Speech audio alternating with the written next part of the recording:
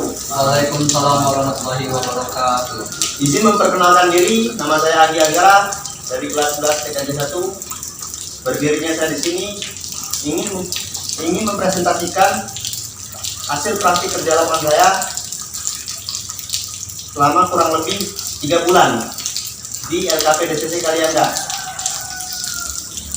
Untuk rumusan masalah, saya hanya akan mengangkat tentang bagaimana cara mengalihkan suatu situs di Mikrotik. Tujuan pembuatan laporan mengalihkan situs.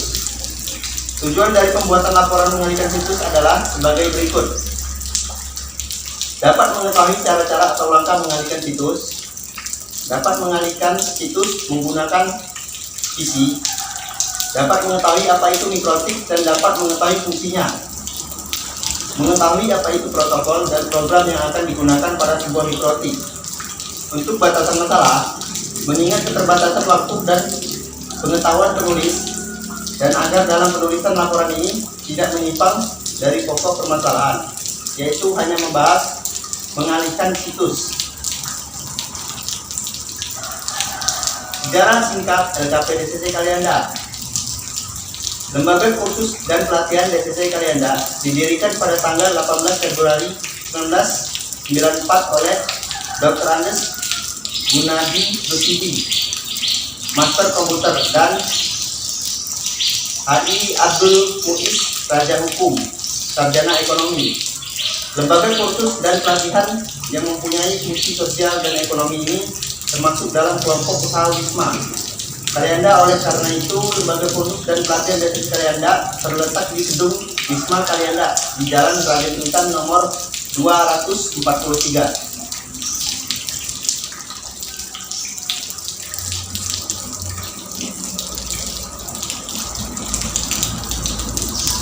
Di sini kita masuk tahap untuk mengalihkan situs. Alat dan bahan: PC, personal komputer. 2. Router board Mikrotik. 3. Kabel LAN. 4. Software Winbox.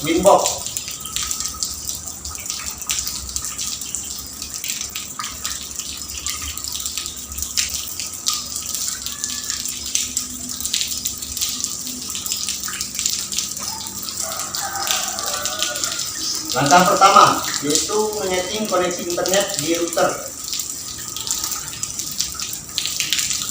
Pertama, kita tancapkan kabel UTP ke port LAN.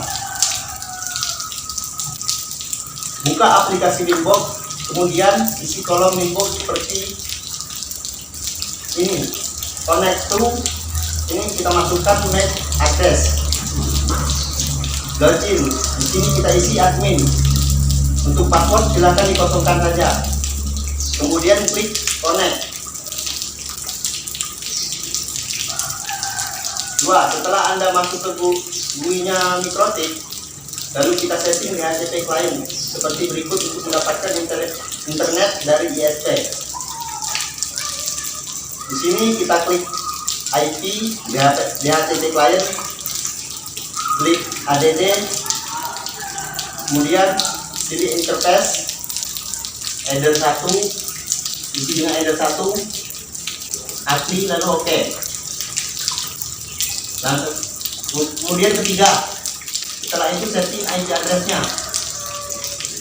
Untuk IP address, kita masukkan IP address-nya 192.168.100.1/24. Kemudian untuk networknya 192.168.100.0. Interface-nya kita isi header 2, API, dan OK. 4. Setelah itu setting IP DNS seperti berikut tentang allow remote request, lalu klik API, OK. 5. Setting DHCP server seperti berikut. Klik IP, pilih DHCP server, klik DHCP setup, DHCP server interface. Di sini kita isi header 2, kemudian ya ke DHCP address, test, kemudian next, get paper, DHCP network, begin out, klik lagi next. DNS server kita next saja, lifetime next, lalu oke. 6. Kemudian setting firewall seperti berikut ini. Pilih IP, firewall, sini kita pilih general. Untuk channel kita isi SRC6. Untuk out interface kita isi ada 1. Pilih menu action, kemudian actionnya kita isi masquerade, lalu API oke. Kemudian masuk ke langkah kedua, melakukan pengalihan situs. Di sini kita sudah memasuki tahap untuk melakukan pengalihan situs. Untuk melakukan pengalihan situs, kita setting web proxy seperti berikut. Kita pilih IP, web proxy, kemudian generalnya centang enable, kemudian centang cache on disk, API dan oke. 2. Kemudian masuk lagi ke IP web proxy, klik akses add. Untuk DST portnya kita isi dengan 80. DST hostnya kita masukkan di sini dengan www.mikrotik.com. Untuk actionnya Denny, pilih Denny ya.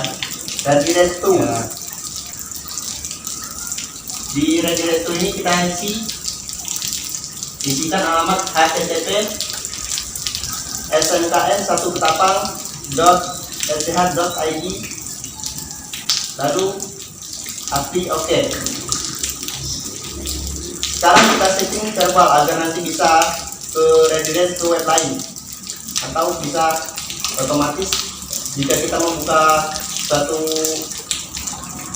suatu web maka akan dialihkan ke web lain.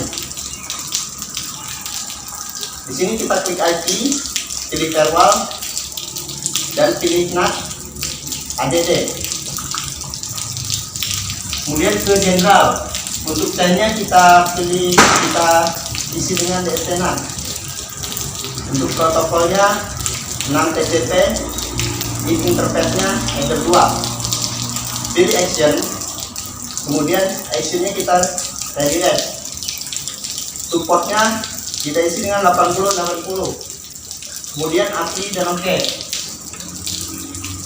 Untuk melihat hasilnya silakan kalian cek di Chrome atau app browsing lainnya dengan mengetik www.mikrotik.com.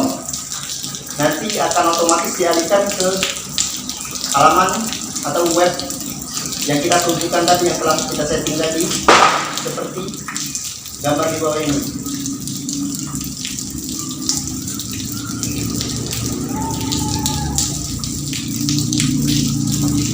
Kemudian kita masuk ke sesi pertanyaan ya.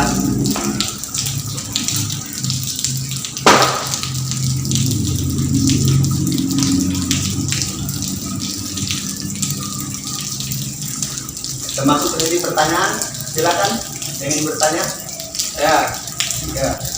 Apa kekurangan dari web proxy? Saya. Ya.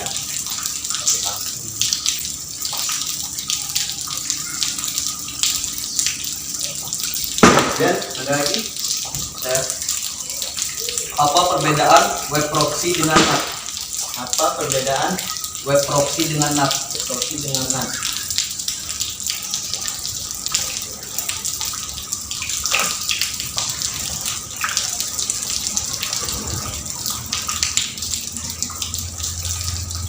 Baik, di sini saya akan menjawab pertanyaan dari Yuda.